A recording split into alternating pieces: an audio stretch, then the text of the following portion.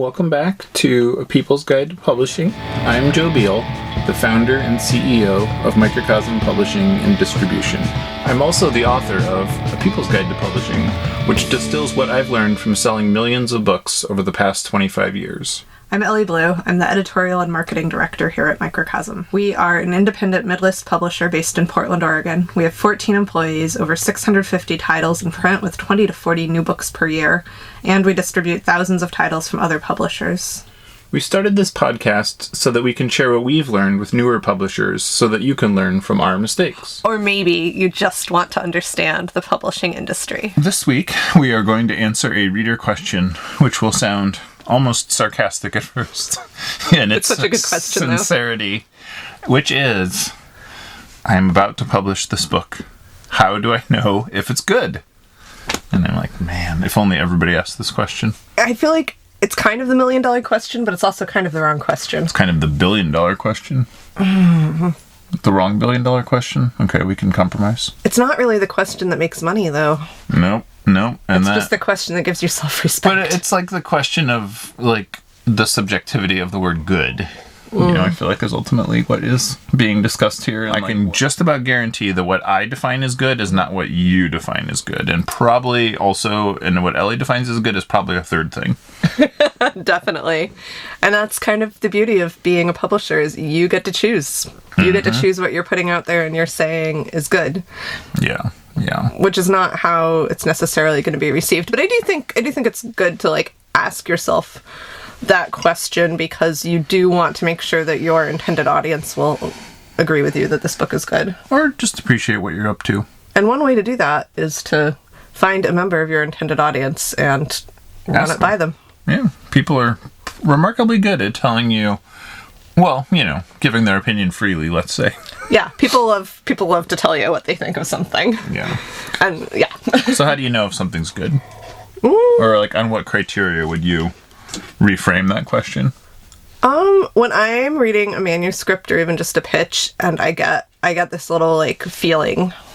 It's like a physical feeling kind of in my, like, almost in my throat. Oh. That tells me if something is exciting or not. Okay. And I define good as exciting. Yes, I'm just putting that out there. Gotcha. Okay. How about you? How do you know? So to me, something is good if it makes me interested in something I wasn't interested in previously, or if it takes a subject that I felt like had been really beaten to death, and I'm like, there is new life in this. And I feel like it has to sort of meet one of those two criteria. And, you know, sometimes, well, you know, and then the author needs to be able to execute on that. You know, it can't just be conceptual. Like we're making books, not ideas, you know? I mean, yeah, like you have to make sure the idea is good, and then you have to make sure the book is good, which you do through, like, grueling editorial process often.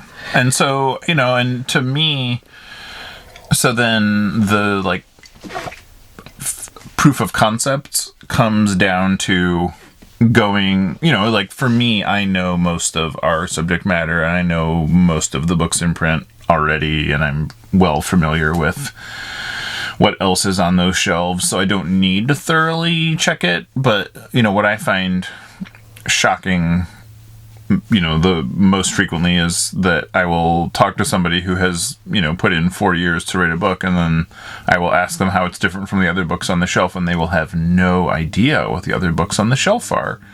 And, you know, or in some cases, people really think that they don't want to know that because it'll pollute the sincerity of their creativity or something, which I really don't understand because, you know, it's like you're part of a conversation. You're not a voice in the wilderness, you know? Like, pretty much anybody that reads your book is going to have read other books on the subject.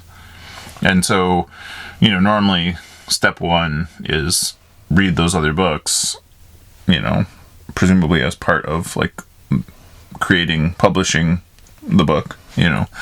And if not reading them, then at least knowing what's in them and knowing, like, what they're, you know, why they are loved or hated or both, you know.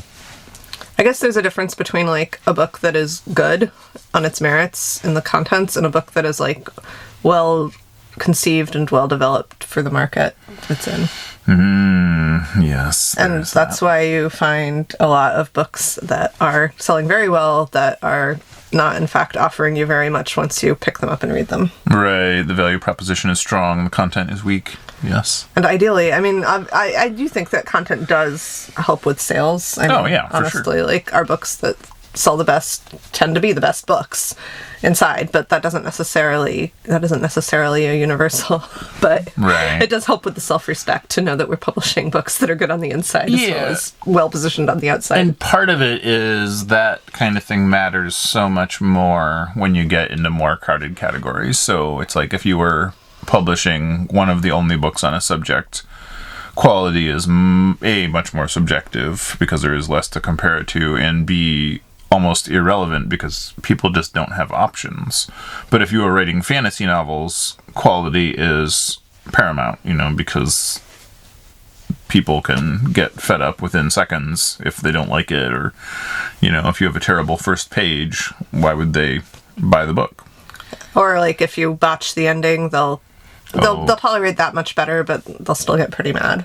Yeah. And and they have just infinite options, or near infinite options, And so that is, or memoir, even more so, there's just so many memoirs, and there's so many memoirs of every subset of memoir that you can dream of now. And that didn't used to be that way, but now it is. And so it's just harder to stand out in those fields than it is if you're writing about a subject that is A, very hot right now, or B, just like completely underserved to its demand, So if you like figuring out if that book is quality, you kind of need to judge it a little bit based on the standard of the rest of the genre. Like, is it doing at least what those other books do, and preferably doing it better, or doing it like in a cool, different way? Yeah.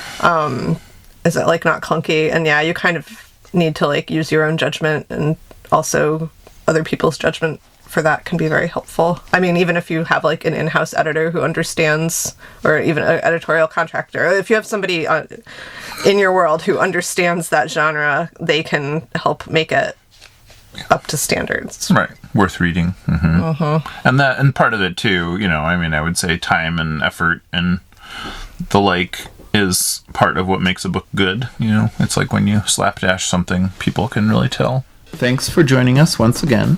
Please send your questions to podcast@microcosmpublishing.com so we can answer them on future episodes. And please give us 5 stars on iTunes and everywhere else that podcasts are reviewed.